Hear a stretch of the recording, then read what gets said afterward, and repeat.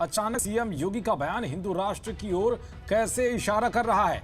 इन सारे सवालों के बीच आपको यह भी बताऊंगा कि यूसीसी लागू होने से देश में क्या क्या बदल जाएगा और मुसलमानों के नाम पर अपनी दुकान चलाने वाले क्यों बिलबिलाए हुए हैं। दरअसल यूनिफॉर्म सिविल कोड और भारत को हिंदू राष्ट्र घोषित करने की मांग पिछले कई दशकों से चली आ रही है।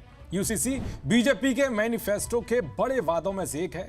पार्टी अपने मैनिफेस्टो में शामिल ज्यादातर बड़े वादों को पूरा कर चुकी है, जिसमें अयोध्या में राम मंदिर निर्माण शुरू करना, 3 तलाक से छुटकारा दिलाना और कश्मीर में अनुच्छेद 370 हटाने जैसे मुद्दे शामिल हैं। पीएम मोदी ने जब से यूनिफॉर्म सिविल कोड लागू करने के संकेत दिए हैं, तब से पूरे देश में इस मुद्दे पर बहस छिड़ गई है। कहा जा रहा है कि केंद्र सरकार आगामी मॉनसून सत्र में यूसीसी का बिल संसद में पेश कर सकती है। मॉनसून सत्र में ही इसे लागू कराने की पूरी तैयारी कर ली गई है। साथ ही राज्यसभा में इसे कैसे पास कराया जाए, इस प्लान पर भी तेजी से काम चल रहा है। यूसीसी के मुद्दे के बीच हिंदू राष्ट्र का मुद्दा भी तूल पकड़ने लगा है। अब सोशल मीडिया पर दावे किए जाने लगे हैं कि यूसीसी लागू होने के बाद भारत हिंदू राष्ट्र भी घोषित होने वाला है। दरअसल भारत को हिंदू राष्ट्र घोषित करने की चर्चा अब क्यों जोर पकड़ने लगी है, इसके लिए हमें कुछ महीने पीछे जाना होगा, जिससे देश को हिंदू राष्ट्र घोषित करने के कहीं ना कहीं संकेत मिलते हैं। भारत को हिंदू राष्ट्र घोषित करने का सबसे बड़ा सिग्नल अपनी कट्टर हिंदुत्व छवि के लिए पहचाने जाने वाले और बीजेपी के फायरब्रांड नेता सीएम योगी के बयानों से मिलता है।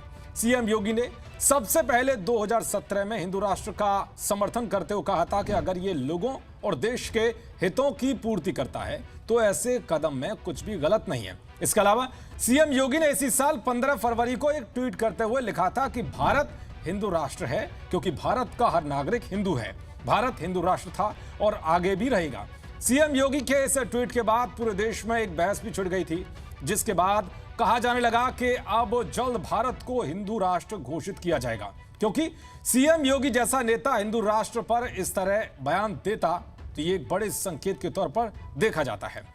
तो ये रही अभी सीएम योगी के बयानों की बात, जिसमें हिंदू राष्ट्र की झलक साफ दिखाई देती है। लेकिन अगर कांग्रेस का ही कोई बड़ा नेता हिंदू राष्ट्र का समर्थन करे तो हर किसी का चौंकना भी लाजमी है। दरअसल कुछ दिनों पहले ही छत्तीसगढ़ के रायपुर में कांग्रेस विधायक अनीता शर्मा ने हिंदू राष्ट्र बनाने के लिए आह्वान किया था और इसके लिए सभी को आगे आने को कहा था। विधायक अनीता शर्मा ने कहा था कि हम जहां भी हैं, हमें हिंदू राष्ट्र बनाने का संकल्प लेना चाहिए, हमें हिंदुओं के लिए बात करनी चाहिए और ये तभी संभव है जब सभी हिंदू एक साथ आए।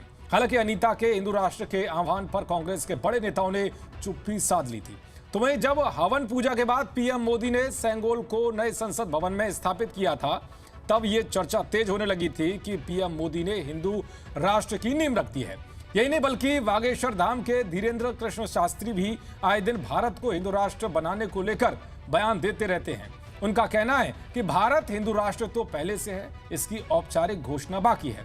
इसके अलावा 1 महीने पहले ही साध्वी ऋतंबरा ने पंडित धीरेन्द्र कृष्ण शास्त्री का समर्थन करते हुए कहा था कि देश को हिंदू राष्ट्र बनना चाहिए।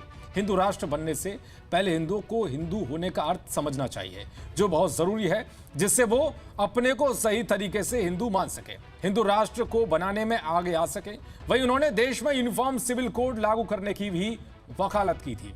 इन सब के अलावा हिंदू संगठनों के नेता भी हिंदू राष्ट्र की मांग करने के लिए आए दिन सामने आते रहते हैं, लेकिन अब माना जा रहा है कि यूसीसी के साथ ही हिंदू राष्ट्र की मांग भी तूल पकड़ने वाली है। चलिए अब जानते हैं कि यूसीसी लागू होने से क्या फायदा होगा और देश में क्या क्या बदल जाएगा और खुद को मुसलमानों का ठेकेदार मानने वाले इसका विरोध क्यों कर रहे हैं। दरअसल यूसीसी को आसान भाषा में कहें तो एक देश एक कानून। अभी शादी, तलाक, गोद लेने के नियम, उत्तराधिकारी संपत्तियों से जुड़े मामलों के लिए सभी धर्मों में अलग अलग कानून हैं। समान नागरिक संहिता आती है तो फिर सभी के लिए एक ही कानून होगा, फिर चाहे वो किसी भी धर्म या जाति का ही क्यों ना हो। अब सवाल यह है कि यूसीसी लागू होने से क्या बदल जाएगा। दरअसल हिंदू, सिख, जैन और बौद्ध के पर्सनल मामले हिंदू मैरिज एक्ट से चलते हैं। मुसलमानों, पारसियों के अलग अलग पर्सनल लॉ हैं।